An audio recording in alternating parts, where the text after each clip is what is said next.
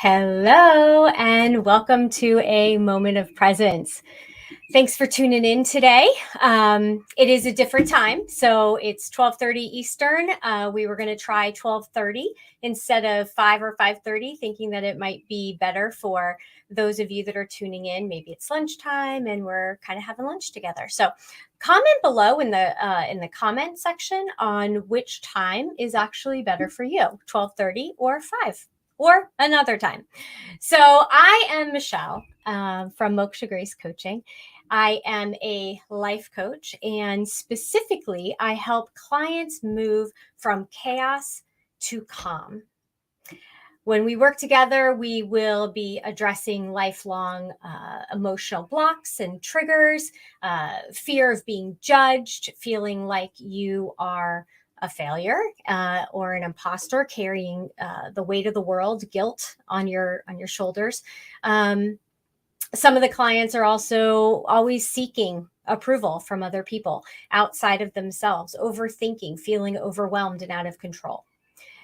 Working together, the results that we get are that you show up, you begin working on yourself, you start utilizing the processes, the tools that I share with you that we work on together, and you create an environment, a life with emotional calm. You feel like you've been set free. You start showing up as the real you. And that means that you got to get to know yourself as the real you. You're going to be following your passions, and relationships grow stronger. Everything starts to improve, including feeling one with yourself and living that life with enlightened perspectives from a healthy emotional space. And your dreams, your goals, they become your reality. And they happen with so much more ease and flow. So that's what I do. That's a little bit about me. So, as you know, this is a moment of presence. And as we do every week, I like to get us in the mood, get us set. So, let's get settled in, get comfortable. And we're going to do 3 breaths together today. And we're going to breathe in, hold it for 3 seconds, and then just exhale. Don't close your eyes if you're driving, but if you can, you're in a safe environment, close your eyes and just feel the calm coming over you. Okay. And this is our moment of presence, and this is going to center us for being here for the talk today. So big, deep breath in. Hold it. Big exhale. Let's do that again. Big, deep breath in. Big exhale. Think about what you want to create for the day. Think about the weekend ahead, the week ahead. Big, deep breath in. Hold it. Just breathe it out. That's right. Good. It's always good to come to the here and now. And I like to do that before we get started so that we're all present and in the moment for the conversation. Now, last week we started the series, the 3 F words that, create a lot of pain, right? Tax on your life.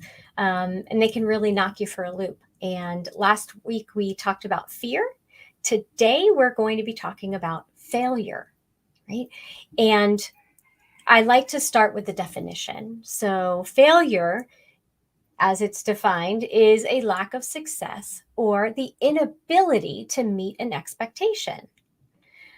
So with that in mind, as we live life, we're going to have challenges, right? That's part of life.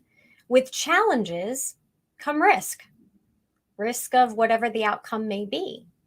And the choice of perspective is totally yours if you take ownership and responsibility for it. And that's a key point. Risk failure or risk success. But if you never do anything, that's when you're risking that success. That doesn't mean that you can't start over. It doesn't mean that you can't try again. But if you never do anything, to me, that would be the failure, right? You're failing to live, you're failing to thrive. So failure is being in the exact same place next year as you are today. So think about that. If absolutely nothing changes and you're in the same place, worried about the same things, stuck, feeling the same way, year after year, as you hold yourself back, you're not really living, are you? You're kind of getting through your day, pushing through the week, probably celebrating that today is, Wednesday, hump day. I realized that for me, success was not really caring about if it were Wednesday, because every day I enjoy what I'm doing. And so it doesn't matter if it's the middle of the week and a day closer to the weekend. It was another day to inspire change for clients and inspire change within myself. But you have to be in that place, in that perspective. So, have you ever not gone for a promotion because you didn't think you could do the work? Have you ever tried or not tried a new hobby, right? Started, but immediately felt like you had no talent, so you just quit? Or how about talking to somebody, having or not talking to somebody, not getting into a relationship because why bother? You're just going to break up in the end. Never trying, never taking that step, again, means stagnant. It means no growth, no movement, no expansion, no life. Now, where do these feelings come from? They can come from a lot of different places. Some of the common ones are low self-esteem, not feeling good enough. As we talked about last week, fear. And as we kind of ended last week and said, fear is that hairy beast. We can either look at it as the teddy bear or the monster. Fear is also all in our minds. It's an illusion. It's evidence that we have convinced ourselves is real. Now let's go deeper. Where did those feelings come from? We're not born this way. As babies, we discover our hands and then discover how to work with them. We don't think to ourselves, oh, well, if I pick up the Cheerio and I drop it, that's failing. It just means we have to practice and use and craft our dexterity. We take our first steps, we risk a fall, and we fall. And then we get up and we fall again. Riding a bike, we get up, we fall again. Rollerblades, skates, we get up, we fall again. We didn't think, what if I fail? We just did it. It was all about getting to where we wanted to go, learning what we wanted to learn. And then, of course, one small failure, it planted a seed, a story. Another attempt at something new that we didn't perfect in the first try. Time and time again, it started a belief. And so when we have all of these, then we start judging ourselves. Then we start worrying about failing. Maybe someone judged us, or we felt we disappointed somebody, right? We let them down. What does all this have in common? It was all in our past. The old stories, the old beliefs that we keep telling ourselves, the old experiences that we keep playing in our mind from our past. Again, false evidence appearing real. Fear always goes back to fear. We live our lives from two places. We can live our lives from two places, from fear or from love. And if you're living your life from fear, that means that you're holding yourself back. So do we ever remember all of the absolute details, the facts, the real truth of what happened in the past? Or is it just the stories and beliefs we told ourselves, or what other people help us remember? And sometimes not in a fun way. Sometimes it can be teasing, belittling, reminding us of our failures. But what about our strengths? But we'll get there. So let's go back to the definition of failure: the inability to meet expectations. So I've got to ask, who defines your expectations? What expectations are you chasing? Are they your expectations, or are they someone else's expectations of you? And if your answer is anyone other than yourself, then that's a big part of the problem. Same with your definition of success. Who defines your success? You, your mom, your partner, your boss, your family? These are two really good questions, and it's a great place to start when you're looking at failure and fear of failure. What do you expect from yourself? Are you doing what you love? Are you living a full life? Or are you hiding from past results that have nothing to do with who you are today, except that they've created who you are today? You can learn from those past failures. And failures, by the way, aren't really a bad word.